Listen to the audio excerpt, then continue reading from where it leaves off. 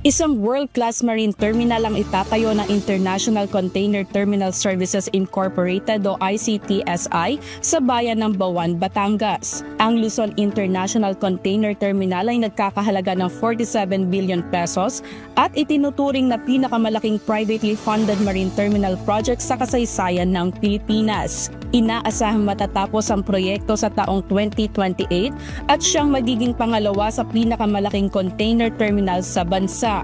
So, next to Manila International Container Terminal, ito na yung pangalawang pinakamalaki. No? So, napaka-importante nito, lalo na sa Calabarzon area. Kasi alam naman natin, itong Calabarzon, ito ang ating industrial capital, no, ng Pilipinas. Nandito lahat ng mga factory, marami sa mga factory natin nandito, marami sa mga manufacturing natin nandito. Kaya critical itong port na ito. No? Sa kasalukuyan, ang lugar ay ginagamit bilang car terminal, ngunit ayon sa PPA, ito ay ganap ng i-a-adapt para sa container operations upang matugunan ang lumalaking demand sa global shipping at logistics. Pag hindi natin in-expand yung capacity ng bansa, hindi lang na Metro Manila, at i-disperse natin sa iba pang lokasyon, talagang magkaka-congestion tayo. So ito talaga, future-proofing ito sa ating logistics chain para sigurado tayo na hindi natin may experience na mabubulunan yung ating pangangalakal sa Manila. Kabagong survey ng Social Weather Station o SWS na isinagawa noong Hunyo. Ayon sa datos, katumbas ito ng nasa 13.7 million ng mga pamilyang Pilipino na mas mababa kung ikukumpara sa 14.1 million na naitala noong Abril. Mula sa 49%, 34.8% ang nagsabing sila ay always poor o yung lagi na lang mahirap. 6.4% ang usually poor o madalas na mahirap at 7.8% naman ang newly poor.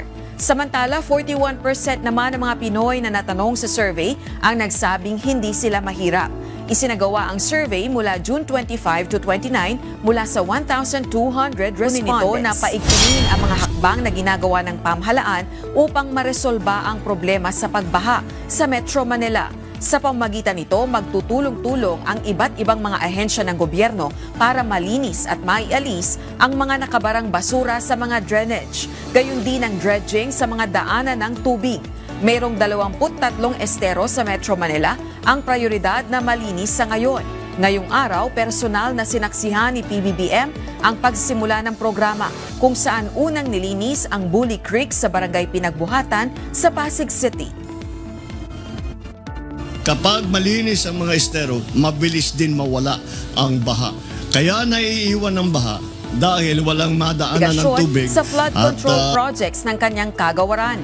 Matatanda ang nagbaba ng direktiba si Pangulong Ferdinand Marcos Jr. sa DPWH na magsagawa ng audit at performance review sa lahat ng flood control projects. Pero ayon kay Congressman Benitez, alang-alang sa delikadesa at upang mapanatili ang integridad ng anumang investigasyon, hinihikayat nito ang kalihim ng DPWH na pansamantalang mag-leave habang isinasagawa ang investigasyon.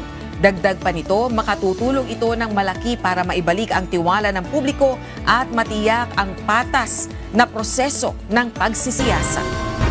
Ang river walling natin or ang ating flood control structures dito is approximately nasa 10% pa lang ang nagagawa natin.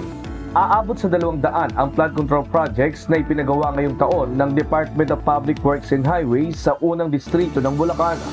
Sakop nito ang 13 bayan sa probinsya, kabilang ang Kalumpit, Hagunoy, Malolos, Paumbong, Bulacan, Pulilan, Bukawi, Plaridel, Bustos, Baliwag, Pandik, Giginto at Balagtas na karaniwan ng binabaha. Pero ayon kay Engineer Bryce Hernandez, Officer in Charge ng DPWH Bulacan 1st District Engineering Office, sa ngayon ay nasa 10% pa lamang sa mga ito ang natatapos. Anya, aprobado na ang mga nasabing proyekto, ngunit aabot sa 100 bilyong piso ang kakailanganin para matapos. Ang kakailanganin dito sa may Bulacan, sa lahat ng mga main rivers natin para maisarado natin yung yung mga lupain natin na hindi pasukin ng tubig, approximately nasa 100+ billion pa Ngayon, with regards naman dun sa may sinasabing hundreds of billions na yung naipondo, hindi naman dito sa Bulacan lang yun. That's nationwide. Ang problema, nasa 7 bilyong piso lamang na budget na nailaan para dito. Tiniyak naman ni Engineer Hernandez na gagawin nila ang kanilang trabaho batay sa pondong ibibigay sa kanila. Sa part namin, we're just here to implement the project. As long as nandito ang budget, ginagawa naman namin siya as per plan and as per program. Sa sinagawang espesyal na sesyon nitong July 31, 2025, idiniklara ng Sangguniang Bayan ang buong bayan ng Tuba sa ilalim ng State of Calamity, kasunod ng rekomendasyon ng Municipal Disaster Risk Reduction and Management Council o MDRRMC. Ayon sa ulat ng MDRRMC, matinding pinsala ang iniwan ng magkakasunod na bagyong Krising, Dante at Emong na lalong pinalala ng hanging habagat. Batay sa datos ng Municipal Social Welfare and Development Office o MSWDO, 397 na individual o 105 na pamilya mula sa 13 barangay ang apektado. Dahil sa pinsala ng bagyo sa Quezon Road, lalo na ang bahagi ng tunnel sa Camp 6, apektado ang transportasyon sa mga lugar ng Ansagan, Camp 1, Tabaan Sur, Camp 3, Twin Peaks at Camp 4. Sa kasalukuyan, umaasa ang mga residente sa Marcos Highway bilang alternatibong ruta.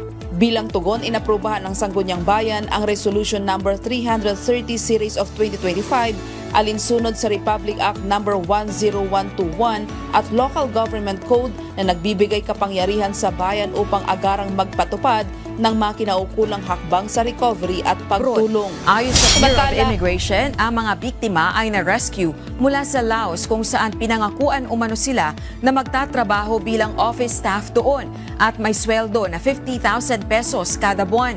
Kwento ng mga ito, sumakay sila ng bangka sa may Dipolog patungo ng Zamboanga, saka lumipat sa isa pang bangka na patungo naman ng Malaysia. Pagdating sa Malaysia, sumakay umano sila ng tren patungo sa border sa Thailand kung saan sila ikinulong ng mga otoridad ng halos 6 na buwan. Kalaunan ay nagpasaklolo ang mga ito sa Philippine Embassy sa Malaysia na siyang nag-asikaso ng kanilang repatriation.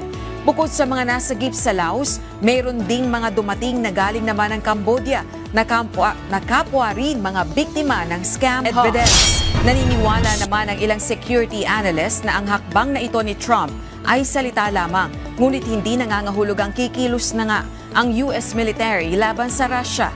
Sa kanyang pahayag, ipinagmalaki ni Medvedev kay Trump ang nuclear capabilities ng Russia na nagsimula pa noong Soviet era. Banta ni Trump, dapat ay maghinay-hinay sa pagbanggit ng mapang-udyok na pananalita ang Russian official.